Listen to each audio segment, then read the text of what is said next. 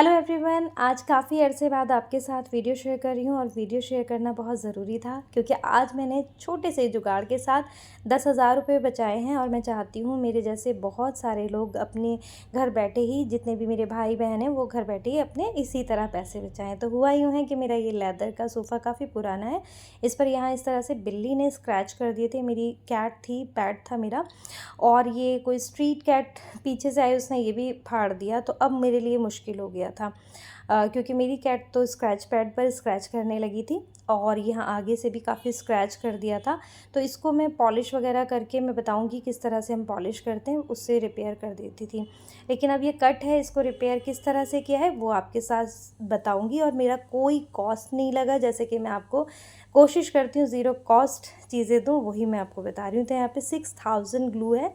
अगर ये आपके पास है, आप बहुत सारी चीज़ें चिपका सकते हैं, जोड़ सकते हैं। और लेदर मैंने आपको दिखा दिया, मैचिंग कलर का है। और साथ ही हमने सीज़र ली है और ये जो टूल है ये मेरे पास मंडाला आर्ट वाले होते हैं वो हैं। कोई भी शार्प ऑब्जेक्ट आपने यूज़ नहीं करना है, इसको पुश करने के लिए मैं ये यूज़ करूँगी। और सबसे मोटे वाले जो सिरा है उसका मैं इस्तेमाल करूँगी। अब मैं आपको कह रही थी कि मैं 10,000 रुपये बचाए, तो कैसे बचाए।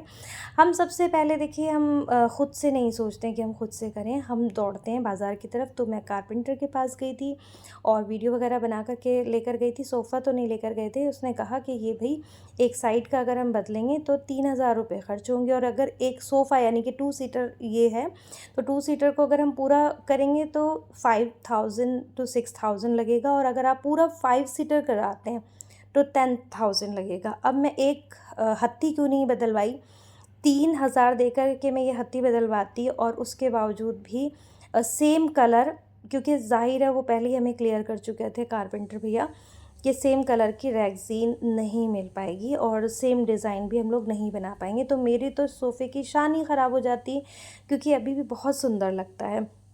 अब मैं यहाँ पर पॉलिश बता रही हूँ, ये शू क्रीम के नाम से मिल जाती है।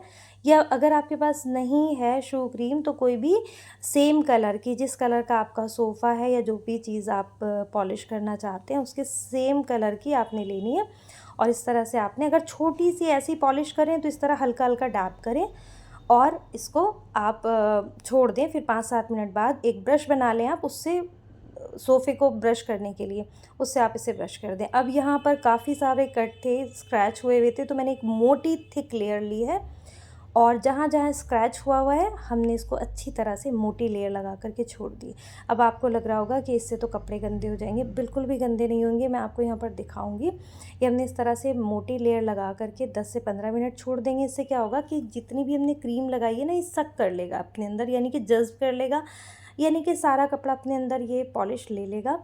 उसके बाद हम शू ब्रश से इसे अच्छे से पॉलिश करेंगे तो बहुत अच्छे से चमक जाएगा। आप पूरा सोफ़ा इस तरह से, सिंपल सी टिप बता रही हूँ, 10-15 रुपए के, 50 रुपये भी अगर लग जाएंगे ना एक डिब्बी पे, तो आपका सोफ़ा चमक जाएगा। आप बहुत इजीली बिना किसी को बुलाए अपने किसी भी सोफ़े को या किसी भी रैगज़ीन वाले जो आते हैं उनको आप कर सकते हैं। इस तरह की पॉलिशेस भी बहुत सारी आती हैं, आप वो यूज़ कर लें। लेकिन मैंने आपको सस्ता, सिंपल और बेहतरीन जुगाड़ बताया है। ये जो टुकड़ा मैंने काटा हुआ है जिसको मैं हाथ में ले रही हूँ, तो ये मैंने रात ही काट लिया था क्योंकि मैं रात ही कर रही थी। फिर मैंने सोचा कि सुबह में वीडियो बनाऊँगी, आप लोग को शेयर करूँगी।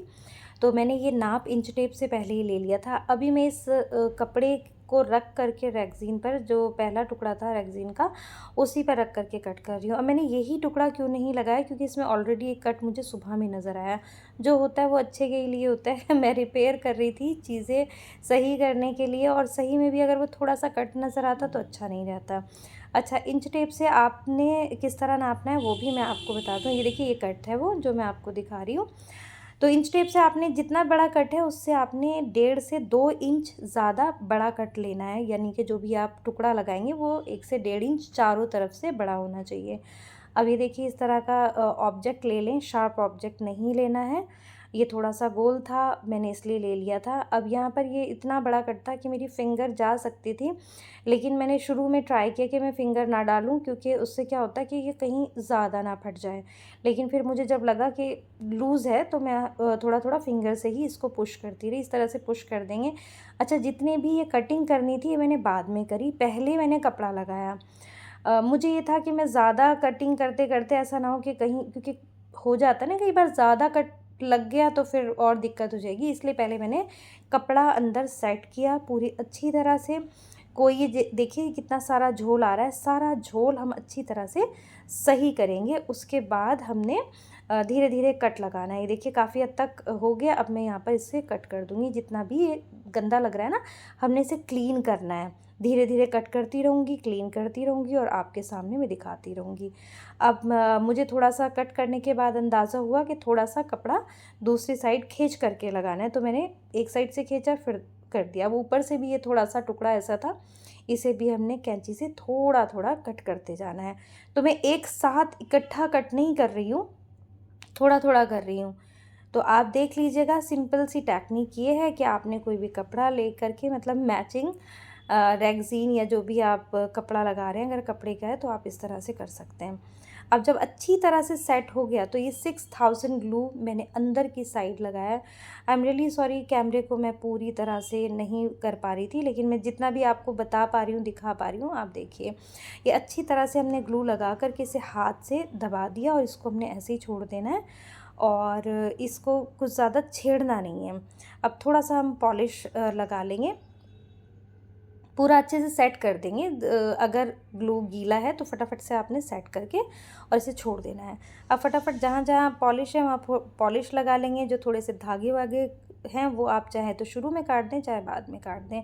अब मैं यहाँ हल्के हाथ से जो पॉलिश है वो लगा रही हूँ, जो स्क्रैचेस हैं वो भी जो है ना क्लियर हो जाएंगे। तो अभी भी आप देख सकते हैं कितना फ़र्क आ चुका है, बिफ़ोर और आफ्टर आप देख सकते हैं। तो अभी पॉलिश यहाँ पर हल्का हल्का लगा रही हूँ। देखिए ये पैच उतना नज़र नहीं आ रहा है, यकीन करिए जिस जगह पर रखा है वहाँ से तो बिल्कुल भी नहीं नज़र आ रहा है। तो मैंने तो अपने 10,000 रुपीज़ बचा लिए हैं।